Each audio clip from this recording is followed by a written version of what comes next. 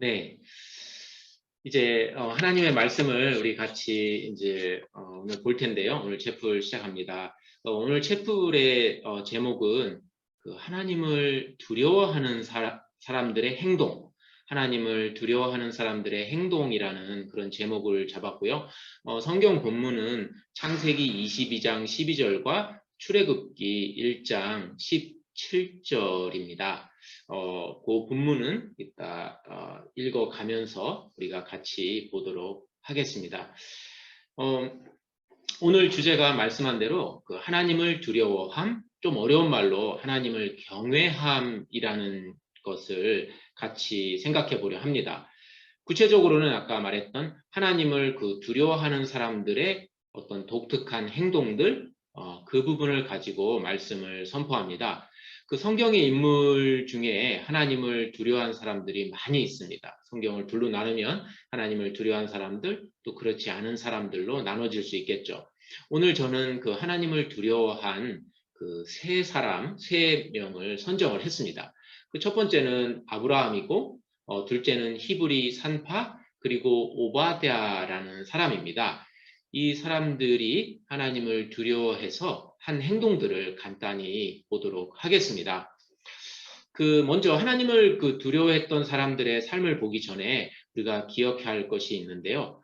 그것은 하나님을 두려워하는 것은 인간이 마땅히 우리가 해야 될, 당연히 해야 될 의무라는 것입니다. 세상에서 그 가장 지혜로웠던 솔로몬 왕, 여러분이 기억하실 겁니다. 그 솔로몬 왕이 전도서를 썼는데 그 전도서의 맨 마지막에 이렇게 기록하고 있습니다. 일의 결국을 다 들었으니 하나님을 경외하고 그의 명령들을 지킬지어다. 이것이 모든 사람의 본분이니라. 그러니까 fear God and keep his commandments, for this is the whole duty of man. 하나님을 경외하고 그의 명령들을 지키는 것이 하나님을 향한 인간들의 의무라는 것입니다. 그러니까 제가 해야 될 일이고 여러분들이 해야 될 일이고 또 우리의 부모님들이 해야 될 일입니다. 호흡이 있는 모든 사람들이 해야 될 일입니다. 이것을 잘 실천한 사람 중에 먼저 우리가 아브라함을 보겠습니다. 그 아브라함은 우리에게 낯설지 않은 사람이죠. 하나님은 아브라함에게 아브라함이 75세 되었을 때, 아주 나이가 많았을 때 나타나셔서 엄청난 축복의 약속을 하셨습니다. 그 약속은 아브라함에게 큰 민족이 되게 하겠다라는 것이고, 그리고 세상의 그 모든 나라들이 아브라함을 통해서 복을 받을 것이라는 것입니다. 이것을 이루기 위해서 아브라함은 그 자손이 있어야 되는 것이었습니다. 하나님이 아브라함에게 그 축복의 약속을 한 후에 아주 오랜 뒤에 25년이 지나서 아브라함이 100세가 되었을 때 하나님이 이삭이라는 아들을 주셨습니다. 아브라함이 얼마나 끔찍하게 이 아들을 사랑했을까요? 기적적으로 낳은 아이였습니다. 이 아이를 통해서 하나님이 약속하신 그 위대한 민족을 이루리라는 것을, 그것이 이루어질 거라는 것을 확신하면서 이제 아브라함은 이삭을 키웠습니다. 그런데 하나님이 아브라함에게 모리아 산에 가서 이삭을 번제로 하나님께 바치라고 명령하셨습니다. 그 번제로 바친다라는 것은 완전히 불살라 버리는 것을 의미합니다. 근데 놀랍게도 아브라함은 지체하지 않고 곧바로 모리아 산으로 향했습니다. 아브라함은 그 산에 도착해서 이삭을 번제로 드릴 준비를 하고 다시 이제 칼을 들고 이제 자신의 아들을 이렇게 잡으려고 했습니다. 망설임이나 주저함이 있었다라는 표현이 성경에 나와 있지 않습니다. 바로 그때 급하게 하늘로부터 여호와의 사자가 아브라함아, 아브라함아 이렇게 부릅니다. 그리고 이렇게 말을 했습니다. 오늘 본문 22장 12절, 창세기 22장 12절을 한번 찾아 볼까요? 창세기 22장 12절 같이 그러면 읽겠습니다. 사자가 이르시되 그 아이에게 내 손을 대지 말라. 그에게 아무 일도 하지 말라. 내가 내 아들 내 독자까지 내게 아끼지 아니하였으니 내가 이제야 네가 하나님을 경외하는 줄을 아노라. 하나님은 아브라함이 하나님을 경외하는 사람인지 시험하셨습니다. 아브라함은 그 사랑하는 아들, 하나뿐인 독자 이삭을 하나님께 내어 드렸습니다. 그러자 그런 아브라함을 보시고 하나님은 내가 이제야 네가 나를 경외하는 줄을, 두려워하는 줄을 아노라라고 말씀하셨습니다. 그 하나님을 경외하는 사람들로 제가 선택한 그 두 번째 인물은 출애굽기 1장에 나옵니다. 출애굽기 1장에 그 시브라와 부아라는 여인들입니다. 이들이 누구인가요? 네, 성경 본문에 보시면 히브리 산파들이라고 되어 있습니다. 히브리라는 말은 이스라엘 사람이라는 뜻이고 산파라는 것은 아이를 낳는 것을 도와주는 사람입니다. 임산부와 그 아기의 건강과 영양을 또한 책임지기도 하는 사람들입니다. 이들은 어떤 행동을 통해서 하나님을 두려워함을 증명해 보였는지 한번 보도록 하겠습니다. 장소는 이집트입니다. 이집트 사람들은 그 이스라엘 사람들을 노예로 부려먹고 있었습니다. 하나님의 도움으로 이스라엘 자손이 번성하고 매우 강력해지자 이집트의 왕은 이스라엘 출신 산파인 시브라와 부아를 불러서 명령을 내렸습니다. 그 명령이 무엇인가요? 그것은 히브리 여인이 아기를 낳을 때 아들이면 죽이고 딸이면 살려두라는 명령이었습니다. 끔찍한 명령이었죠. 이집트 왕의 명령을 듣고 그 시브라와 부하는 어떻게 처신을 했을까요? 그 1장 17절을 같이 읽겠습니다. 우리 출애굽기 1장 17절을 한번 봐주시겠어요? 네. 자, 찾으셨으면 같이 읽겠습니다. 그러나 산파들이 하나님을 두려워하여 애굽 왕의 명령을 어기고 남자 아기들을 살린지라. 산파들은 왕의 명령을 따르지 않고 이스라엘 남자 아이들을 살려주었습니다. 이들의 용기 덕분에 사실 모세도 죽지 않고 태어나게 된 것이었습니다. 왕의 명령을 거부하면 목숨이 위태할 수도 있는데 그럼에도 그들은 왕의 명령을 거부했습니다. 왜 그랬을까요? 17절을 다시 한번 볼까요? 산파들은 하나님을 두려워했기에 왕의 명령을 따르지 않았습니다. 왕보다 하나님을 더 두려워했던 그런 사람들입니다. 하나님을 더 두려워했기에 왕의 잘못된 명령에 NO라고 하고 가 태어난 남자아이들을 살려주었습니다. 그 세 번째 이제 하나님을 경외한 사람의 예가 오바댜라는 사람입니다. 좀 낯설은 인물입니다. 그 여러분이 알고 있는 그 소선지서에 나오는 오바댜라는 이름은 그 사람과 이름은 같지만 다른 사람입니다. 오바댜는 북왕국 이스라엘 사람이었습니다. 아합 왕과 그의 아내 그 이세벨 여왕 시대의 사람입니다. 엘리야 선지자가 활동하던 그런 시대입니다.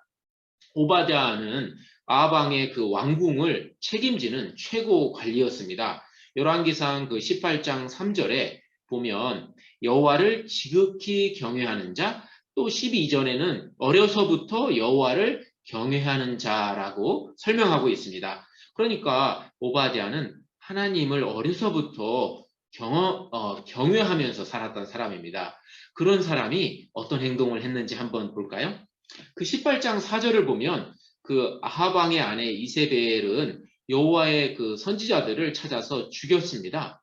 왜 선지자들을 이 여인이 죽였을까요? 그 이세벨은 시돈 사람이었습니다. 이스라엘 사람이 아니었습니다. 이방 여인이었습니다. 이 여인은 아합 왕과 결혼한 후에 이스라엘의 그 하나님을 섬기는 선지자들을 죽이는 일에 매진했습니다. 그리고 자신이 믿던 바알신과 아세라신을 이스라엘의 공식 종교로 만들려고 했습니다. 그래서 이세벨은 이스라엘에서 여호와의 신앙을 옹호하고 지지하는 선지자들을 찾아서 죽이고 있었던 것입니다. 이런 그 극심한 종교 전쟁 상황에서 오바댜는 선지자 100명을 50명씩 이렇게 두 그룹으로 나누어서 굴에다 숨겼습니다. 그리고 선지자들에게 떡과 물을 먹였습니다. 이 시기는 기근이 아주 심한 시기였습니다. 3년간 비가 내리지 않았습니다. 물도 음식도 구하기 어려운 시기에 100명의 선지자들에게 먹을 것과 마실 것을 공급한 사람이 바로 이 오바댜라는 사람입니다. 오바댜는 음식을 구하는 어려움만 있었던 것은 아닙니다. 만약에 이스라엘 선지자 100명을 숨긴 것이 발각된다면 그는 바로 처형을 당할 사람이었습니다. 그는 지금 자신의 관직과 자신과 가족의 목숨을 걸고 선지자들을 보호하고 있는 것이었습니다. 오늘 우리는 그 하나님을 두려워하는 것, 하나님을 경외하는 것에 대해서 말씀을 나눴습니다. 그 솔로몬 왕은 하나님을 경외하고 그의 계명을 지키는 것이 모든 사람의 본분이라고 가르칩니다. 하나님을 경외하는 것이 모든 사람의 의무임을 알고 온전히 그 일을 실천해낸 서로 다른 시대의 세 사람을 우리가 보았습니다. 그 아브라함을 우리가 봤고 또 히브리 산파 그 시브라와 부하를 봤고 마지막으로 우리가 오바댜라는 아방 시대의 최고 관리를 봤습니다. 이들의 공통점이 무엇이었나요? 일단 우선 이들은 모두 하나님을 두려워한, 하나님을 진심으로 경외한 그런 사람이었습니다. 그리고 이 하나님에 대한 두려움 때문에 그들의 행동에도 공통점이 있었습니다. 그것은 무엇이었을까요? 모두 다 그 자신들의 어떤 목숨을 마다하지 않고 하나님의 뜻을 따랐다라는 것입니다. 아브라함은 자신의 목숨은 아니지만 자신의 목숨보다 더 귀한 독자 이삭을 하나님이 번제로 달라 하니 내주었습니다. 히브리 산파인 시브라와 부하는 자신들의 목숨을 걸고 이집트 왕의 명령을 거역하면서까지 이스라엘 남자아이들을 살려주었습니다. 오바댜는 자신과 자신의 가족의 목숨을 걸고 이스라엘 선지자들을 이세벨 여왕 몰래 보호해 주었습니다. 사람에게 목숨보다 소중한 것이 없습니다. 하지만 오바댜, 히브리 산파 그리고 아브라함은 하나님을 두려워했고 하나님의 뜻을 따르기 위해 목숨을 잃을 위험까지 감수했습니다. 하나님을 두려워하는 사람들은 자신의 목숨까지도 하나님의 뜻을 위해 내려놓을 수 있는 행동을 보이는 사람들입니다. 오늘 하나님을 두려워하는 자들의 그 삶의 특징을 보면서 우리는 좀 낙담할 수 있습니다. 나는 사실 저렇게 못하는데 어떻게 목숨을 내려놓을 수 있지? 이런 생각이 들 것입니다. 아브라함이나 히브리 산파들이나 오바댜는 아마 우리와 다른 부류의 사람들이었을 거야. 이렇게 생각할 수도 있습니다. 나에게 저런 신앙이 나올 수 있을까? 저 사람들은 어떻게 저런 행동이 가능했지? 그 이유를 정말 알고 싶습니다. 오늘은 하지만 그 하나님을 두려워하는 사람들의 행동에, 공통된 행동에 초점을 맞추어 봤습니다. 나중에 우리가 다음 시간에 그 용감하고 그 믿기 어려운 행동들을 가능하게 한 이유들을 우리가 다음번에 제가 나누도록 하겠습니다. 자, 오늘은 그 하나님을 두려워하는 사람들의 행동에 초점을 맞추어 우리 각자의 삶을 한번 돌아봤으면 좋겠습니다. 여러분은 하나님을 두려워하시는 사람들입니까? 여러분이 만약에 예라고 대답을 하셨다면 여러분은 하나님을 두려워하기에 어떤 행동들을 하고 계십니까? 오늘 배운 사람들처럼 목숨을 거는 그런 행동을 이야기하는 것은 아닙니다. 그래도 하나님을 두려워하는 사람들에게는 공통된 행동들이 있습니다. 여러분은 어떤 행동들을 보이고 계십니까? 하나님을 모르는 사람들과 행동에 있어서 차이가 있습니까? 한번 우리 비교해 봅시다. 하나님에 대한 두려움 때문에 나는 어떤 면에서 말과 행동의 차이를 보일까요? 이런 질문은 우리를 불편하게 합니다. 그러기를 저는 진심으로 바랍니다. 저에게도 불편한 질문입니다. 종종 저도 그런 질문을 제 자신에게 합니다. 나는 어떤 면에서 하나님을 두려워하지 않는 자들과 차이가 있는가? 나의 행동은 하나님을 두려워하기에 남다른 특징을 가지고 있는가? 이런 질문에 마음이 편하지 않습니다. 나의 삶에 실망하고 괴로워한 적도 있습니다. 그럼에도 우리는 하나님을 두려워하는 사람이 되어야 합니다. 그리고 하나님을 두려워하는 사람들의 독특한 행동에 관심을 가져야 합니다. 지금 나의 행동이 비그리스도인들과 별반 차이가 없어도 괜찮습니다. 차분히 우리의 신앙, 특별히 하나님을 경외함, 두려워함에 대해서 점검을 하고 다시 시작하면 됩니다. 문제를 이렇게 덮어두거나 외면하지 않는 것이 중요합니다. 하나님을 두려워하는 마음은 무엇인지, 그것은 어떻게 생기는 것인지 이런 질문들을 계속해서 해 나가는 것이 중요합니다. 이 질문들에 대해서는 우리가 다음 시간에 배우도록 하겠습니다. 만약에 여러분이 하나님을 두려워하기에 벌써 독특한 행동들을 하고 있다면 하나님께 감사와 찬양을 드리십시오. 하나님을 두려워해서 하는 행동들은 셀 수도 없이 많습니다. 큐티나 예배 시간에 말씀과 찬양에 집중하는 것도 되고 선생님과 부모님께 순종하는 것도 될 수 있고 하나님을 두려워해서 거짓말하지 않는 것이 될 수도 있고 또 하나님을 두려워해서 주변에 어려운 사람을 도와주는 것, 외로운 어떤 사람의 친구가 되어주는 것, 또 약속을 지키는 것, 그런 것이 될 수 있습니다. 또는 나에게 맡겨진 어떤 일들을 책임을 다해 하는 것일 수도 있습니다. 재능을 주신 하나님께 감사하며 이웃을 위해 그 재능을 나누는 것일 수도 있습니다. 욕을 하지 않고 친절하고 공평하게 사람을 대하는 것일 수도 있습니다. 불의한 것을 보면서 그 불의에 타협하지 않는 것일 수도 있습니다. 손해를 보더라도 남을 사랑하는 것일 수도 있습니다. 하나님을 두려워하는 사람들이 하는 행동들을 여러분이 이렇게 가지고 있다면 하나님께 감사와 찬양을 드리십시오. 그리고 계속해서 하나님을 경외하는 마음을 잃지 않고 살아갈 수 있도록 하나님께 기도하시면 되겠습니다. 네, 이상으로 오늘 설교를 제가 마치고 기도하겠습니다. 네, 좋으신 하나님 아버지, 오늘 설교를 통해서 그 하나님을 두려워했던 사람들의 행동들을 저희가 배웠습니다.